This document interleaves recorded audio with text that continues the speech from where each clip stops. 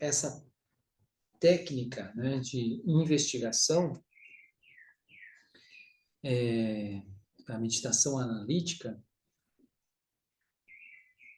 que é exatamente o processo de como a gente vai produzindo os insights, realmente incorporando os ensinamentos, eu pudesse,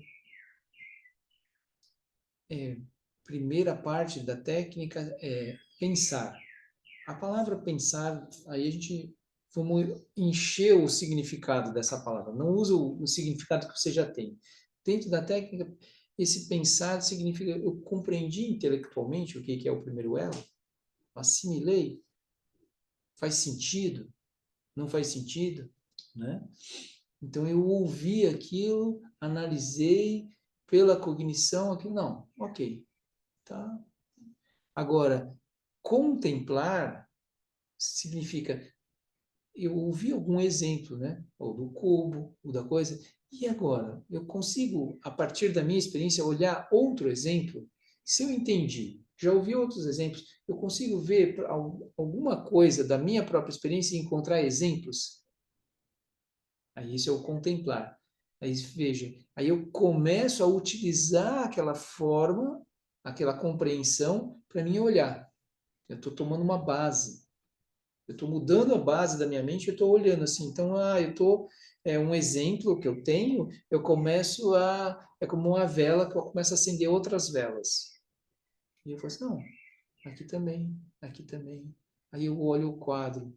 O quadro, ele, então tem esse nome, por exemplo, se eu compreendo a vídeo, a gente vai falar, o quadro é vazio de existência inerente. Ele não existe por si só. Precisa do observador. Aí eu olho para o quadro, Guru Rinpoche. Então, quando eu falo, Guru Rinpoche, o que tem dentro? Tem um referencial. E eu estou vendo esse referencial.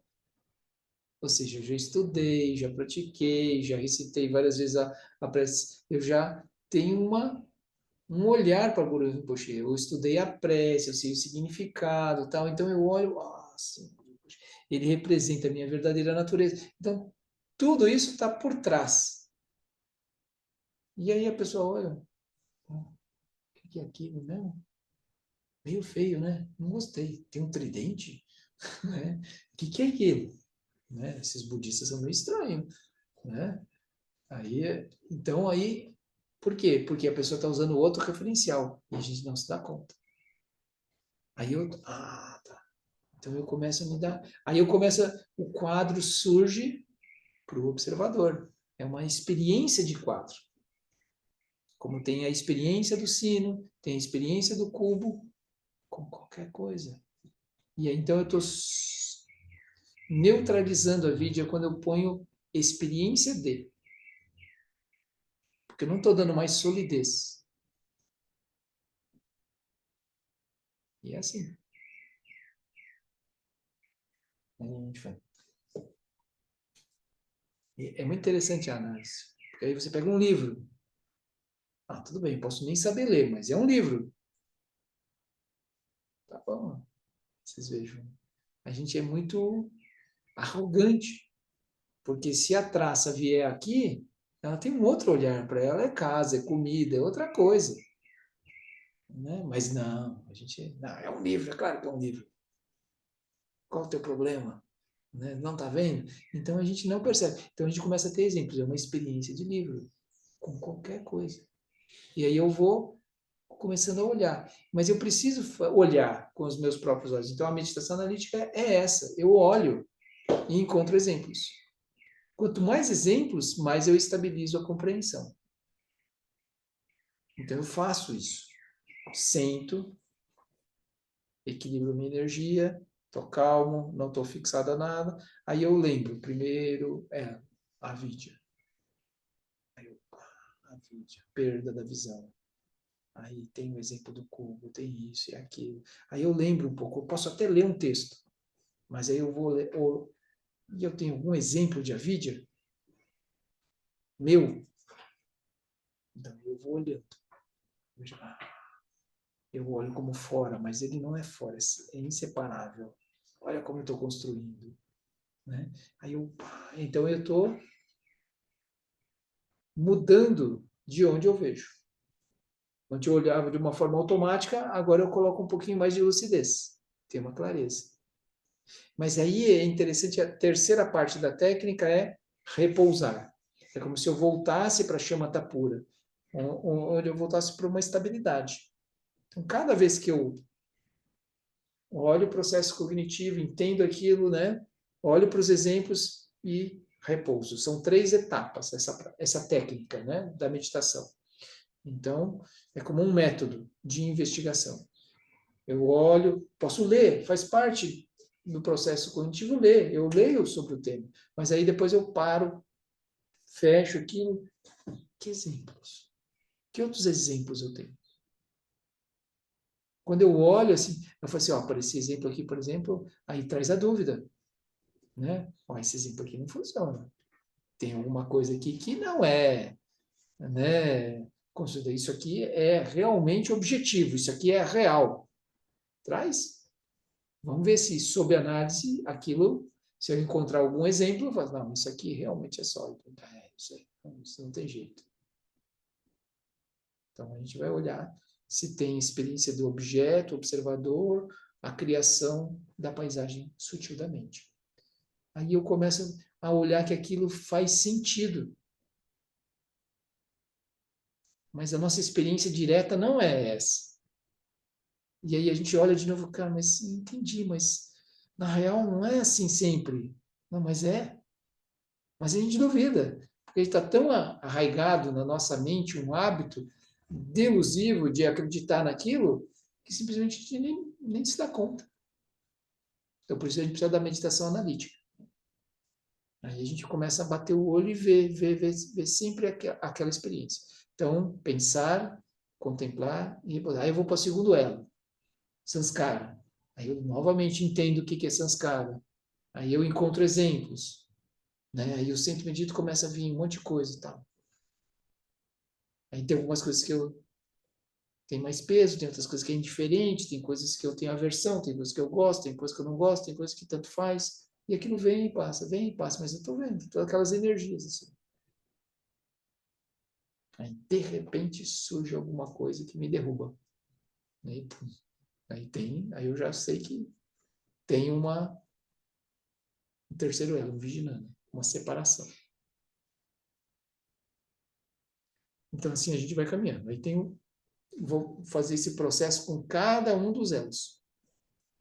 E eu estava no sobrevoo, mas o meu sobrevoo deu uma estacionada. Então vamos, pelo menos até o almoço a gente termina o sobrevoo e depois a gente continua no nível de detalhe. A gente estava no quarto elo da Marupa, o quinto elo é como se eu estivesse construindo os receptores adequados do que eu estou olhando. Quinto elo é Shadayatana, né? Ou seja, é simbolizado aí como uma casa com 5 janelas, 6 janelas. Quais são as janelas? Os 5 sentidos, o visão, audição, né? O tato, paladar, o olfato, e aí mais a mente, sexta. Então, esses 5 sentidos e a mente, eles estão recebendo impressões o tempo todo. E o macaquinho que está dentro da casa, simbolizado, tem um macaquinho dentro da casa, está indo para a consciência dos olhos, consciência dos ouvidos. Vem um cheirinho de churrasco a essa hora, né? Aí o pessoal está fazendo churrasco do lado, assim, será? Vende almoço lá? Aí a pessoa já, a consciência toma aquilo como base, cheirou, surgiu o cheirinho de churrasco, a consciência começou a operar por aqui. Então é o macaquinho, né?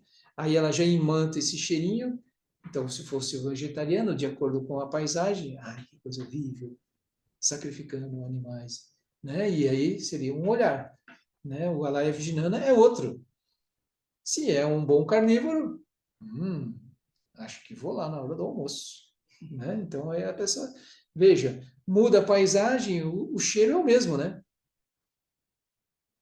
É impressionante, né? O cheiro é o mesmo, mas para cada universo de Alaya Vijnana Sanskaras e produz uma identidade, uma energia diferente. Para um surge uma versão, para o outro surge uma, um, um apego.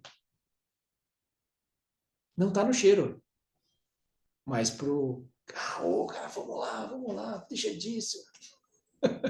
Brota um lung. A pessoa está completamente. Eu acho que nessa vida eu não vou ser vegetariano, me desculpa. Aí a pessoa, né, mostra as suas marcas, as suas tendências, né? Nossa, me desculpa, eu acho que essa não vai dar. Quem sabe na próxima, estou tentando, né? Aí a pessoa está assim. Então, é uma dificuldade, né, de percepção, assim. Então, Shadayatana, esses sentidos estão operando, mas a gente parece que é uma extensão, parece que tem algo objetivo neles, mas não tem algo objetivo.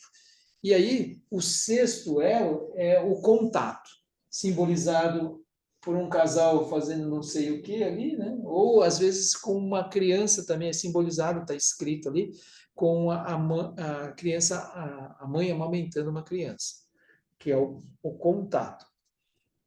Ou seja, nós temos os olhos, temos a consciência visual, né? E aí, então os olhos fazem contato com os objetos visuais e se estabelece a consciência visual. Então, é sempre três, que é o que gera os 18 datos, né? Para quem estudou já o Prajnaparamita.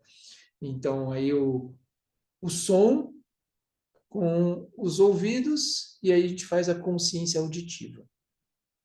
Tá? Mas parece que está lá, né? Qual é a nossa experiência? Eu ouvi, né? Eu ouvi. Ouvi o quê? Né? Aí a gente, aí o Júlio chegou, foi esse barulho que a gente ouviu. Aí caiu né, um negócio lá do porta papel, né? E as toalhas de papel. E aí, foi isso. Aí ali estabelece parece que é algo externo, né? Mas na minha cabeça, por exemplo, não, deve ser a tareia, o cachorro da parte da pessoa que mora em cima. E aí a pessoa pode, imagine quando a pessoa escuta, né? Aí ela escuta um barulho em casa, pode ser qualquer coisa, ela constrói.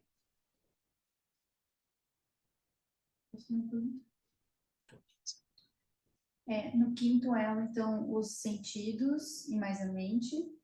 E aí, no sexto elo, que é o contato, não está bem claro para mim a diferença, porque o contato, no quinto elo, eu também não estou tendo contato através dos olhos, do paladar. No sexto, é o contato mais do tato mesmo, do físico. No quinto elo, eu estou construindo.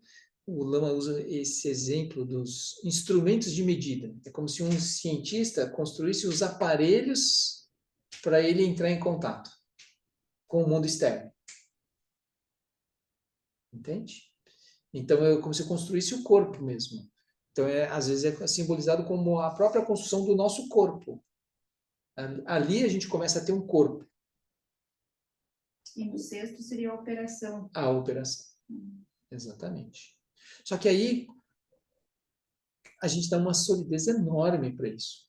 A gente começa a operar, a gente tem um corpo e vê os objetos externos. Aí construiu a separatividade. Eu estou ouvindo. Mas aí a pessoa é como se ela entra no corpo e aí ela fica limitada à operação dos sentidos, acreditando que essa é a realidade. O que que ela esqueceu? Que ela está construindo a realidade. Para o carnívoro, cara, esse cheiro está muito bom, esse churrasco está ótimo, estou construindo uma realidade.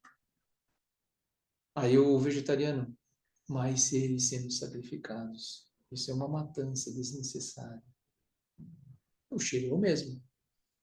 Mas a pessoa não. está se vendo separada. O que está implícito? Ela está separada, o cheiro está lá fora, ela tem nariz e ela tem a consciência do coisa. Ela não percebe pura vida que ela está construindo uma realidade a partir daquilo. E ela vai tentar convencer o outro daquela percepção. O que você está fazendo com os outros seres? Você não está vendo?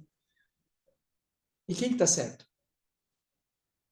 Né? Ou seja, aí não tem nem certo nem errado. O ponto aqui é que a gente não percebe que a gente está imantando os objetos, a experiência no contato, ela é totalmente construída. Por onde? Ah, lá, é Vigiana. Quando eu tomo contato com alguma coisa, já tem uma marca. Quando eu tomo contato com o cheiro, já tem a marca do carnívoro ou do vegetariano. Você entende? Então parece que eu tomo consciência ali na hora e eu estou com a operação dos sentidos, mas surge aquele observador. E parece que tá fora, mas não está fora. Está no sutil. Aí vem o sétimo elo, que era o que eu... Só fiquei com uma dúvida depois do Miguel. A roda da vida é da vida humana ou da vida? Da vida. Então, inclui animais nesse processo? Todos os seres. Os que têm corpo, os que não têm corpo também. Então, daí justificaria que então, teria esses instrumentos diferentes. Isso, por exemplo, em geral, se a gente olhar na roda da vida, a gente vai ver que tem os humanos e os animais. Seriam seres que a gente tem contato. Os fantasmas famintos, aí já seria, vamos pensar, quem for médium, né, os espíritas, assim, seriam seres que estão em espíritos que não têm corpo, mas que têm grande carência. Né? Então, seria uma linguagem. Mas o sétimo elo é simbolizado por a pessoa colocando uma flecha no próprio olho. Assim. É a segunda cegueira. Porque a primeira cegueira, a pessoa estava perdendo a visão. Né? Porque ela esqueceu da sua verdadeira natureza. Ela começou a torcer por um time. Ela entrou no personagem e esqueceu que era o ator. E aí, o que ela acontece? Ela fala assim, eu gosto. É Vedana, sétimo elo, eu gosto. Eu gosto de carne. O que eu vou fazer? Entende? E aí a pessoa não vê que é uma estrutura kármica que ela está usando.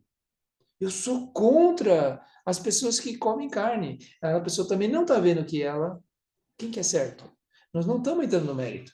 A gente pode discutir sobre isso, mas não é esse o ponto. Quando a gente entra na discussão come ou não come carne, e, né, não sei aqui quem é vegetariano, quem não é, mas a gente não é o nosso ponto, porque eu estou observando a estrutura interna, que eu estou olhando sobre uma paisagem. Pode ser que para a paisagem do planeta seja mais interessante que a gente diminua o consumo da carne, né? Que a gente coma insetos como fonte de proteína, mas não surge Lung, por exemplo, para comer, né, alguns insetos. Mas a gente faz um pozinho, não se preocupa. Aí a pessoa fala assim, não, mas eu gosto tanto daquele cheirinho do churrasco. Tem uma energia junto. Esse é o ponto. Olha, se você olhar sobre o aspecto da sua saúde, né, você está comendo muita gordura animal e tá. Ah, tá. Agora eu não posso mais, a pessoa fica triste. Então, aí mudamos de paisagem, começamos a olhar para o nível da saúde, né? Olhamos para o aspecto do planeta. Qual é o lugar da gente, onde a gente está olhando? A gente está percebendo que a gente está olhando? A cada lugar que eu olho, eu construo um personagem diferente. Esse é o ponto. Então, aqui não estou defendendo uma específica. A gente pode analisar a nível de qual seria mais lúcida, mas a nível geral. Mas esse não é o nosso ponto. O geral é perceber que tem várias. E que a gente não é nenhuma delas. Mas quando eu estou no gosto, eu sou uma delas. Gosto ou não gosto. Eu tenho aversão à outra. Aí eu sou uma E aí é a segunda cegueira. Eu sou nublado por aquela sensação de gostar, porque a sensação do gostar tem uma energia junto. Então, vai ser o exercício de hoje. Vocês aí, quando chegarem na frente do prato de comida, vocês falam, isso eu gosto, isso eu não gosto. Nós aqui provavelmente vamos comer fora, vamos chegar num lugar, e aí, o que vocês vão pedir? Se tiver um buffet, então aí você vai passar e vai vendo as comidas, e aí, qual é o lung que surge para essa comida? Entende? Aí você fala, esse aqui, olha o meu lung, esse aqui, né? Aí tem pessoas que adoram uma gordura, assim, olha uma fritura, aí tem pessoa que passa mal com gordura, já olha assim, Aí você vai vendo como é que a sua energia flutua de acordo com o que você vê. E quando você se der conta, você fala assim, olha, esses são as minhas estruturas atuando. Não estamos dizendo que está certo e nem condenando, né? Nem dizendo que está certo e que está errado. Nós estamos observando a clareza de como o processo se dá. Quando eu não vejo a clareza desse processo, eu sou o quê? Guiado por esses impulsos. Quer eles façam bem, quer eles façam mal, eu sou simplesmente achando que eu tenho o quê? No sétimo elo, eu acho que eu tenho o quê? Eu tenho a liberdade para fazer o que eu gosto. E esse fazer o que gosta é justamente o quê? Uma prisão do condicionamento. É exatamente a fala da liberdade, é exatamente a prisão. Porque a pessoa está com um condicionamento atuando e ela está moendo a prisão. Ela está achando que ela só está pintando a grade de dourado, botando uma cortininha, bota um vasinho, tudo, mas ela está dentro da prisão. Mas não percebe que está. A minha prisão é tão boa. Ela não fala prisão. Isso sou eu. Mas é a prisão daquele eu, daquela identidade. Né? E ela vai se sentir triste se ela não puder seguir os impulsos do gosto ou não gosto. Aí essa é a prisão. E não é por nada, né? Não quero dar notícia ruim, um feriado, assim. Aí o que que acontece? Maharaj, o senhor da impermanência, vai fazer o quê? Trazer as coisas que a gente não gosta. E a gente não consegue lidar com elas direito. Aí a gente sofre, fica deprimido e tal. Aí a gente não consegue abraçar essas coisas, assim. A gente não consegue, porque a gente não percebe que tem um condicionamento. Aquilo não é nem gosto, não gosto. É muito interessante, o Lama usa para escrachar, né, o exemplo, assim, né? A operação gosto, não gosto está na raiz, né, das nossas escolhas. Eu me lembro perfeitamente como é que eu escolhi a minha profissão. Eu vou fazer uma coisa que eu gosto. Então, geralmente, a gente vai escolher as coisas pelo que a gente gosta ou que não gosta, tá? Se a gente for olhar muitas decisões, a gente usou esse referencial. Mas ele não é o único. Muitas coisas a gente também fez porque era necessário. Então, ok. Aí o Lama usa o exemplo, quem tem filho, né? Por exemplo, eu não vou decidir se eu gosto ou não gosto de trocar a fralda da criança. Tem que trocar a fralda da criança. A criança está cheia, encheu a fralda, vamos trocar. Imaginou se os nossos pais não tivessem, né? A gente teria problemas e nossos pais trocaram a nossa fralda. Então, aí, quando a gente tem filho, a gente também troca as fraldas do filho, né? E é isso. É assim que funciona. Aí não é o que é necessário. Né? Então a gente começa a usar outros referenciais, mas a gente está muito arraigado ao gosto. E aí é muito bom olhar Vedana, que é sensação de gostar, sensação de não gostar e de indiferença. A gente também lembra que a indiferença é tipo 95%. Tem um monte de coisa que está na zona de indiferença. Aí o Lama brinca, né, que o próximo esposa, o próximo marido, né, o próximo namorado, namorada pode estar na zona de diferença, né? Aí a pessoa não olha para os seres, né? Bom, quem já está comprometido é melhor não olhar mesmo, né? Tem que ficar, né? Mas é isso. Aí a pessoa ela não olha aberto, né? Ela já olha fechado. Então tem aquelas experiências, né, que tem uma porção de coisas que a gente simplesmente não vê, porque a gente está tão trancado, tão obcecado Exemplo clássico, né? A maior parte dos pais não vê os filhos crescerem, porque estão tão ocupados trabalhando para, então, e justificando, mas eles são workaholics, né? Aí, agora, né? Às vezes os pais têm um tempinho, mas agora eles querem relaxar, e aí eles estão lá no celular e a criança, pai, peraí, pai, mãe, e os pais super ocupados. É uma estratégia, não é uma estratégia, é um condicionamento. É uma, né?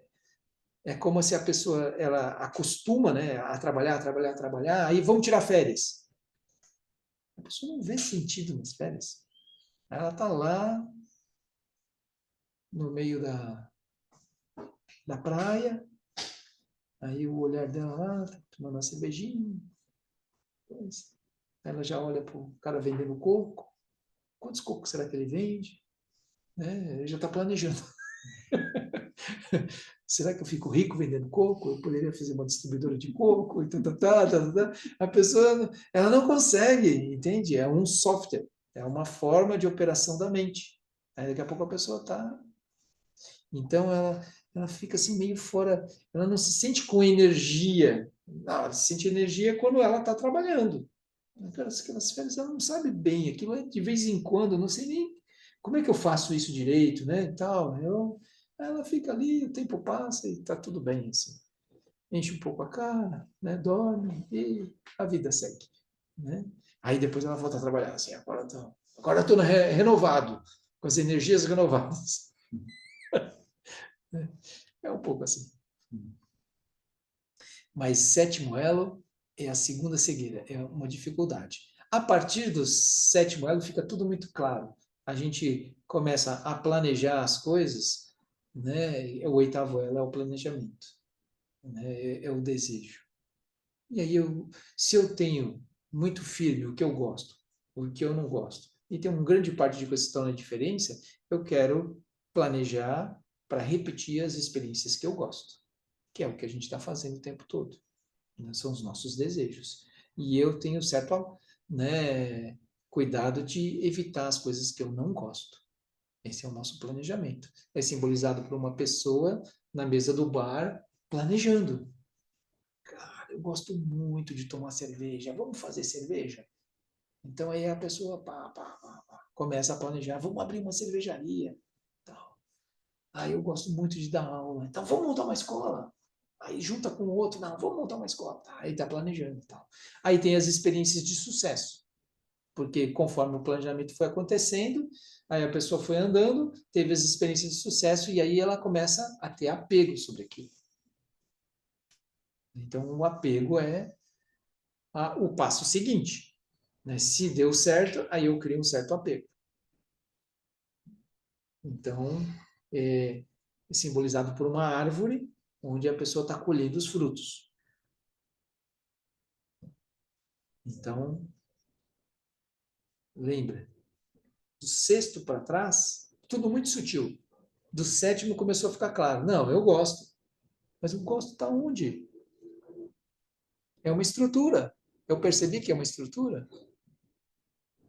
Eu não percebi. É tipo entrar para trás do espelho. Só para quem investiga, para quem está meditando, é que vai fazer sentido isso. Para quem nunca olhou, cara, deixa eu em paz. Deixa eu curtir as coisas que eu gosto. Eu só eu queria saber como é que eu medito para conseguir melhor as coisas que eu gosto. É isso que eu queria. Não é liberdade. Eu quero ficar com a prisão melhor, né? Eu me encher mais das coisas que eu gosto. Mas aí o que a gente vai dizer? Olha, desculpa aí, Maharaja vai bater. A gente pode até melhorar, você fica mais eficaz e tudo, mas Maharaja vai bater. Mesmo a experiência do reino dos deuses vai acabar. Ah, mas me ensina aí um jeito. Depois eu vejo. Deixa quando Maharaja, né, tá beleza. Faz chama tempura, você vai ficar super bem. Mas não diga que eu não avisei, né? A pessoa vai, Maharaja vai bater. Aí quando ele bater, você volta, né? Vamos estar aqui. Espero. Né? Então, o nono elo, a pessoa está colhendo os frutos, né? Mas no 10º elo, ela meio que cristaliza a identidade. É como se ela falasse, né? Eu nasci, eu sou tal coisa, eu tenho uma identidade. Ali é difícil que a pessoa volte atrás. Ela tem uma solidez, né? Tem bava, é a identidade, é um nascimento. Aqui é simbolizado pela pessoa, a pessoa grávida já, né? Então ela nasceu nessa concepção. É Padma Sambhava. Bhava é esse nascimento. Sobre o lótus, né? Então, o Padma é lótus, né? Então, o nome do Guru Rinpoche é Padma Sambhava.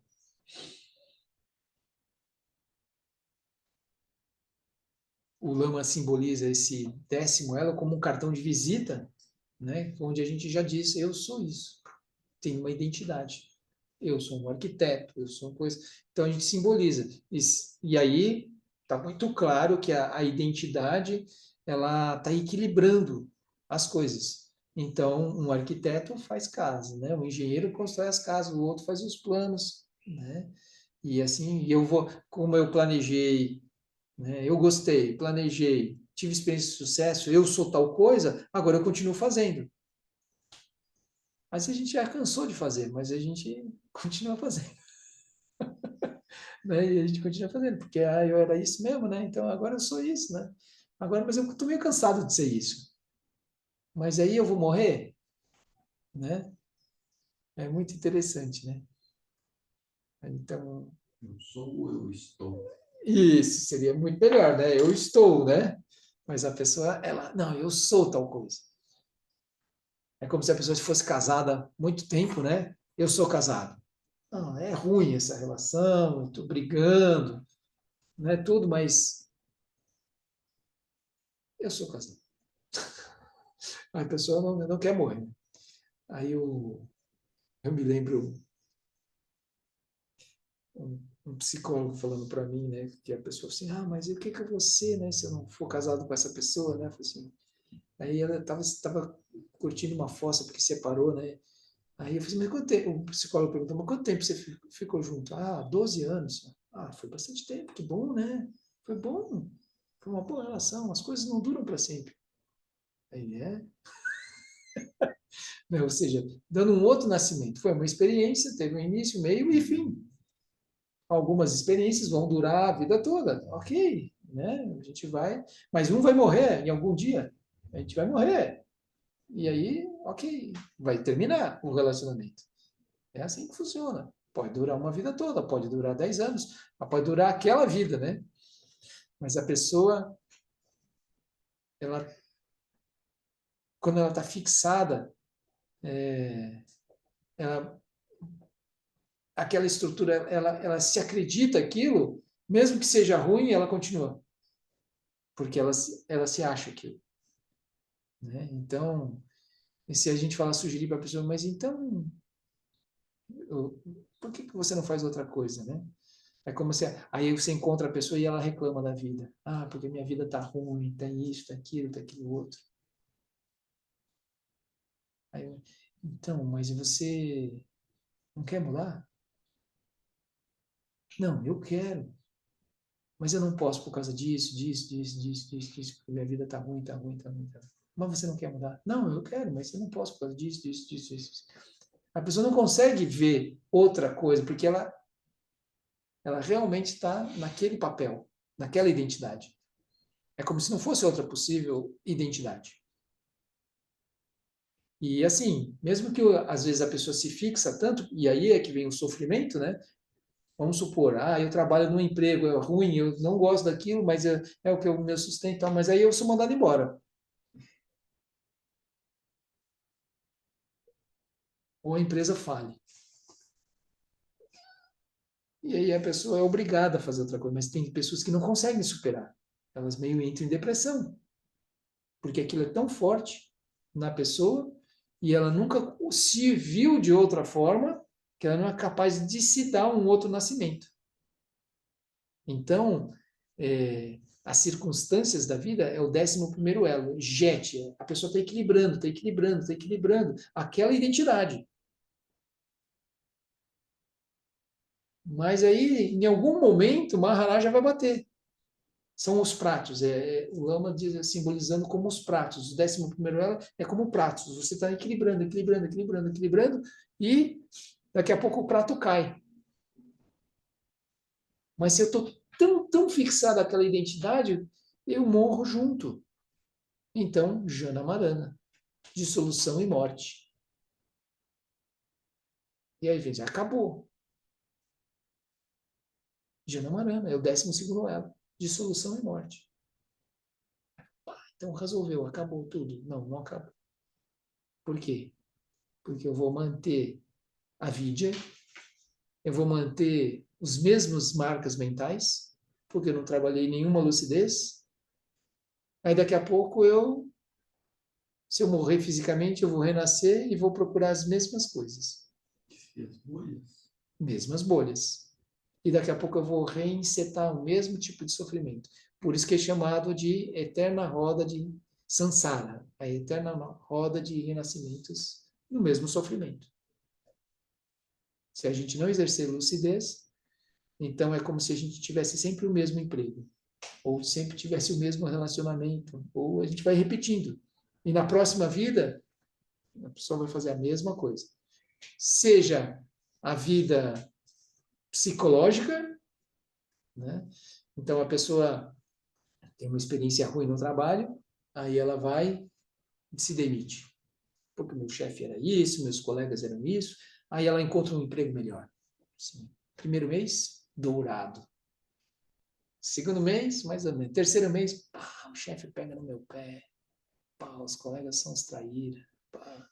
Mesma coisa. Por quê? Porque ela foi junto. Porque ela acha que é só o externo. Ela não colabora com nada. E o mundo interno? Que é inseparável. A mesma coisa. Se eu não mudar algo internamente, a situação externa vai se moldar a esse mundo interno. Eu construo. Aí a pessoa vai para outro país, porque o Brasil isso, porque o Brasil aquilo, porque lá no outro lugar. Só que não, ela vai junto. E as estruturas internas dela vão junto. Então ela vai encontrar algo similar lá no outro país. Então, é uma maldição. Né? Então é bom que a gente olhe, né, essa maldição e a gente se livre dela, né? Porque, pelo amor, né, a gente vai seguir fazendo a mesma coisa com personagens diferentes, assim. Aí a gente é como se a gente quisesse um resultado diferente fazendo a mesma coisa. Não vai funcionar. Então, só que escapa entre os dedos. A mente escorrega para lá. Daqui a pouco a gente vê e a gente está usando o mesmo software. Por isso que a gente tem que meditar. Tem que olhar as estruturas internas e a gente vê. E aí, os 12 elos é um processo de nos apoiar. Olha só, minha mente fazendo aquilo. Olha lá, se apegando lá. Oh.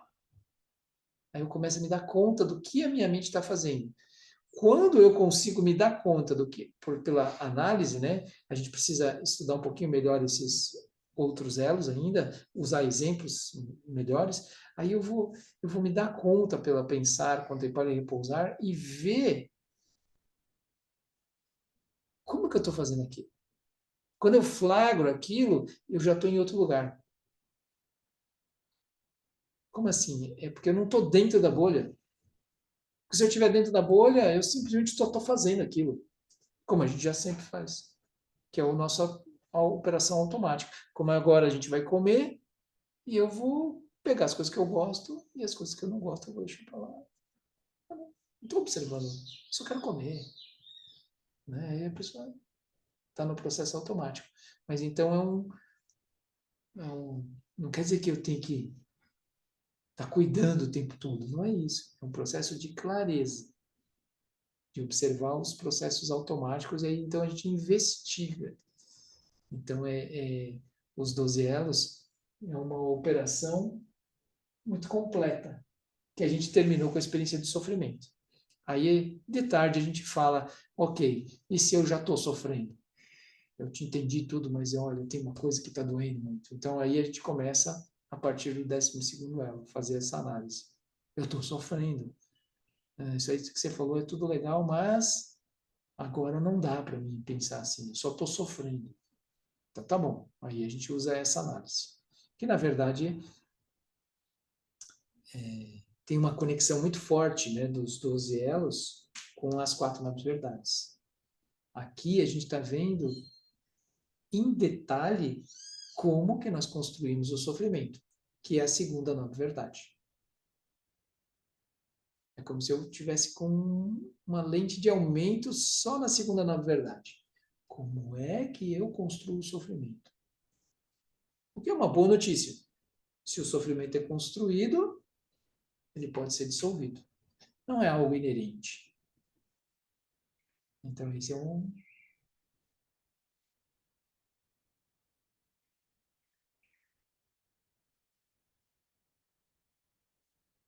Muito bem. Vocês têm alguma pergunta? Online? Vocês aqui? Eu tenho. Diga, Laura, fala mais alto. Agora vamos ver se está me ouvindo melhor. Vocês não ouvem, né? Fala aí. Vou tentar ouvir aqui e. Tá. Por exemplo, né, você estava falando da questão dos sentidos e do contato, né? Aham, do sentido e do contato. Tá. E como que a gente, como é que eu vou te dizer, quando a gente já está no impulso, aí como que a gente sai disso? Oi? Quando a gente. Quando a gente já está no impulso, por exemplo, eu penso em questões mais sensoriais, né? É um cheiro, é um som, é algo que chega no corpo mesmo. E aí, o que a gente faz nesses momentos? Eu não entendi. Não entendeu a pergunta?